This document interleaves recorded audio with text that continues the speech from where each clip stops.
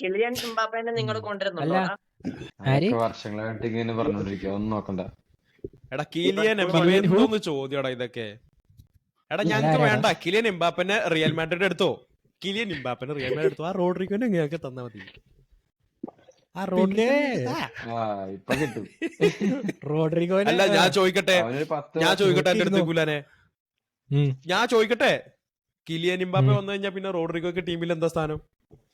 നീ റോഡ്രിഗോ എങ്ങനെ സബ്സ്റ്റിറ്റ്യൂട്ട്. കളിക്കുന്നത് നോക്ക്. ഇന്നത്തെ എടാ ഇന്നലത്തെ റോഡ്രിഗോ കളി എങ്ങനെ നീ വേണേലും എടുത്ത് കളിച്ചോട്ടെ, നോക്കിക്കോ. റോഡ്രിഗോ എങ്ങനെ വേണേലും കളിച്ചോട്ടെ.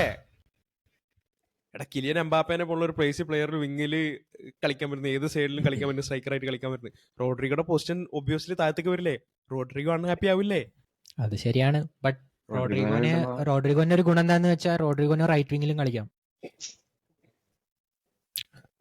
റൈറ്റ് വിങ്ങിൽ കളിക്കാലോ റോഡ്രിഗോന്. എടാ നിങ്ങളെങ്ങനെ കഷ്ടപ്പെട്ട് കളിപ്പിക്കണ്ട.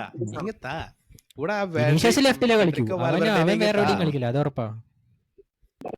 വാൽവരുടെ പിന്നെ ഡിഫെൻഡ് ചെയ്യാൻ ആരുണ്ട്, ബോക്സ് ടു ബോക്സ് ആരുണ്ട്, അവരാണ് എടാ ചത്തോടുന്നത്. മോനെ ബോക്സ് ടു ബോക്സ് ഡിഫെൻഡിങ്ങിന് ആരുണ്ടെന്നാണ് ഒരു റിയൽ മാഡ്രിഡ് ഫാൻ ചോദിക്കണത്. ഒരു റിയൽ മാഡ്രിഡ് കാമവിംഗ, ചുവമേനി ഇവരൊക്കെ പിന്നെ എന്താ പഴം പുഴുങ്ങാൻ വേണ്ടി വെച്ചിക്ക? എടാ കമവിംഗയും ഇവരൊക്കെ ജൂഡ് ഇപ്പൊ ബെല്ലിംഗാം. ഇന്നാളെ ട്രെയിനിങ് ചെയ്യാൻ തുടങ്ങിയിട്ടുള്ളൂ. ഇഞ്ചുറി കഴിഞ്ഞിട്ട് അറിയോ എത്ര ഇഞ്ചുറിയാ ഞങ്ങൾക്ക് ഉണ്ടായെന്ന് അറിയോ എടാ നിനക്ക്? അതൊന്നും കാര്യമില്ല, ഞങ്ങൾക്ക് അടുത്ത സീസൺ തന്നാ മതി. പിന്നെ നോക്കിയിരുന്നോ നിങ്ങള് പറ്റുമെങ്കിൽ മറ്റേ ഇവനെ സൈൻ ചെയ്യാൻ നോക്ക്, ജോബ് വെല്ലിംഗം, സുന്ദർലാൻഡിലത്തെ. കുട്ടപ്പുറം കിട്ടിയില്ല. അവനൊന്ന് സ്ഥിരം ജോലി ആവട്ടെ, എന്നിട്ട് തീരുമാനിക്കാം.